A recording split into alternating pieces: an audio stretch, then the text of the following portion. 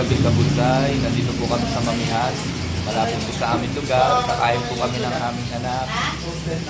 Hindi po kasama yung asawa ko. Kakain po kami. Hi ka, Jerry Lee. Hi ka. Hello po.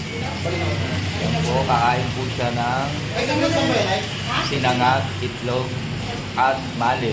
Favorite po niya, kabusay. Sana nasa mabuti po kayong kalagayan. Ingat po kayo palagi.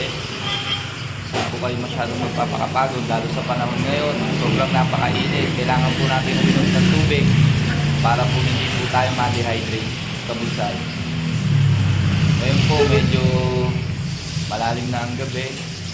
Ito po, hindi na po kami nandito sa aming bahay sapagkat wala po ang asawa ko na aming pong tagaluto. Tama ba? Tagaluto natin. Tagaluto. Dapat nandito Oo. po yung mama ko. Oo, ano ba sasabihin mo? Hello ka? Hello po sa Oo, sabihin mo sa mama mo para marinig nila. magandang umaga po. Oo, umaga, hindi oh.